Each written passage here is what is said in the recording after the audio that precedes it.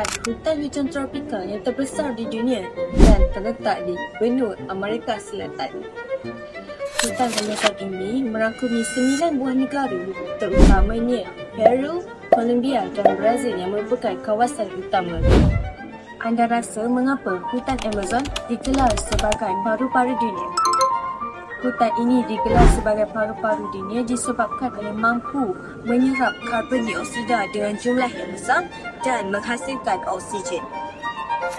Selain itu, hutan ini juga berfungsi dalam menstabilkan iklim global, malah mampu menyimpan karbon secara semula jadi dan berhasil mengurangkan perubahan iklim. Di samping itu, hutan Amazon terkenal dengan Sungai Amazon. Sungai Amazon merupakan sungai yang terbesar di dunia.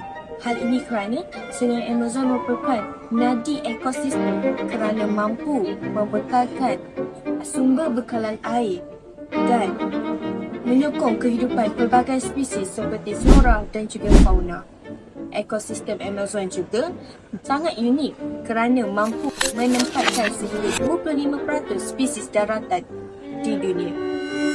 Struktur hutan Amazon pula terdiri daripada beberapa lapisan termasuk lapisan kanopi yang sangat tebal. Kanopi ini menyebabkan cahaya matahari sukar untuk menembusi hingga ke lantai hutan. Keadaan ini menjadikan lantai hutan agak gelap dan lembap serta mempengaruhi jenis tumbuhan yang boleh hidup di bawahnya. Malah, air hujan turun mengambil masa kira-kira 10 minit untuk sampai ke permukaan tanah. Kesimpulannya, hutan Amazon bukan sahaja penting sebagai habitat semula jadi tetapi memainkan peranan yang besar dalam keseimbangan ekosistem global. Kepentingannya dari segi biodiversiti, putaran air dan kestabilan iklim menjadikan hutan ini sebagai salah satu aset alam semula jadi. Balik kawasan hutan Amazon, tersembunyi satu realiti yang luar biasa. Hutan ini menempatkan lebih daripada 10% biodiversiti di dunia. Ini menjadikannya antara kawasan yang kaya dengan pelbagai kehidupan di planet ini. Dari sudut flora, terdapat 40,000 spesies tumbuhan yang telah direkodkan. Antaranya ialah Victoria amazonica, yang merupakan teratai gergasi yang menjadi simbol keunikan ekosistem akuatik Amazon. Di daratan, jaguar bergerak secara senyap sebagai pemangsa utama. Peranannya penting dalam mengawal populasi haiwan lain dan mengekalkan keseimbangan rantaian makanan. Di sungai pula, dolphin sungai Amazon menunjukkan bagaimana proses boleh menyesuaikan diri dengan persekitaran air tawar yang kompleks. Di udara, burung makau merupakan ejen penyebaran benih bagi tumbuhan-tumbuhan di dalam hutan. Namun begitu, tidak semua ancaman dapat dilihat dengan jelas. Seperti poison dart frog. Walaupun kecil, tetapi mempunyai racun yang sangat kuat bagi mekanisme pertahanan diri. Kesemua spesies ini saling berhubung untuk menjadikan satu ekosistem yang kompleks. Kehilangan satu sahaja komponen boleh memberi kesan yang kompleks kepada ekosistem.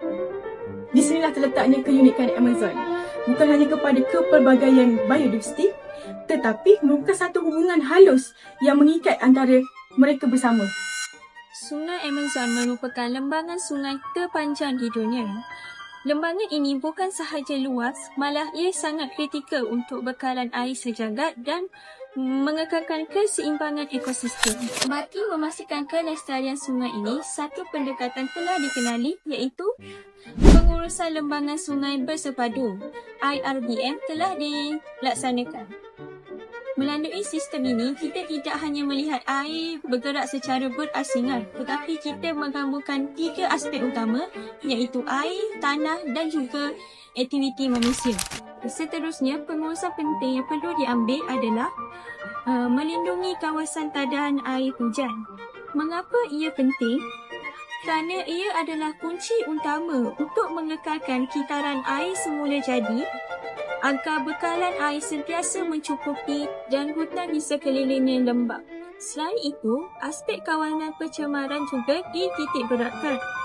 Usaha dijalankan secara berterusan bagi mengelakkan kesan negatif daripada aktiviti manusia, terutamanya daripada segi sektor pertanian dan pelombongan. yang sering menjadi punca utama kerosakan kualiti air di sana. Akhir sekali, memandangkan sungai Amazon merentasi sempadan negara, kerjasama antara negara seperti Brazil, Peru dan Colombia adalah sangat penting. Tanpa kesepakatan antara negara-negara jiran ini, pengurusan lembangan yang efektif sukar dicapai kerana tindakan di satu negara pasti akan memberi kesan kepada negara lain. Kesimpulannya, pengurusan yang bijak dan bersepadu adalah kunci untuk memastikan paru-paru dunia ini terus berfungsi untuk generasi akan datang. Bayangkan ada satu sungai yang mengalir merentasi hutan tropika yang paling luas di dunia.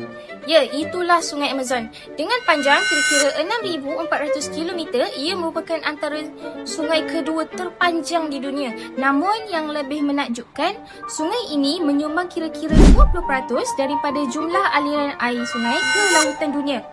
Aliran airnya yang luas dan dalam menjadi nadi kehidupan, menyokong ribuan hidupan akuatik termasuk ikan eksotik, termasuk reptilia dan juga mamalia air yang jarang ditemui di tempat lain. Namun di sebalik keindahan ini tersembunyi pelbagai ancaman. Pencemaran semakin meningkat, aktiviti pelombongan emas melepaskan bahan toksik seperti merkuri ke dalam air menjejaskan ekosistem dan juga kesihatan komuniti yang bergantung kepada sungai itu. Di daratan pula, penebangan hutan memberi kesan langsung kepada sungai. Tanah yang terhakis akan masuk ke dalam air menjadikannya keruh dan mengganggu keseimbangan semula jadi. Perubahan iklim juga tidak terkecuali. Corak hujan yang tidak menentu menyebabkan banjir besar dan juga kemarau yang melampau yang mengubah aliran sungai yang selama ini stabil. Dalam masa yang sama, pembangunan seperti empangan mula mengubah struktur semula jadi sungai sekaligus menjejaskan habitat hidupan air. Sungai Amazon bukan sekadar aliran air, tetapi ia adalah sistem kehidupan yang kompleks dan saling bergantung. Jika ancaman ini berterusan, kesannya bukan sahaja dirasai di Amerika Selatan tetapi juga pada keseimbangan alam sekitar global. Sungai ini memberikan kehidupan dan kini ia memerlukan perlindungan. Namun, untuk mengekalkan keagungan ini, strategi pemeliharaan yang jitu adalah satu keperluan, bukan lagi pilihan. Langkah yang pertama bermula dengan kawasan lindungan dan juga rezim. Di sini, sempadan ditetapkan bukan untuk memisahkan tetapi untuk melindungi biodiversiti yang tiada ganti dan juga serta telah menjadi penjaga sungai sejak azali lagi.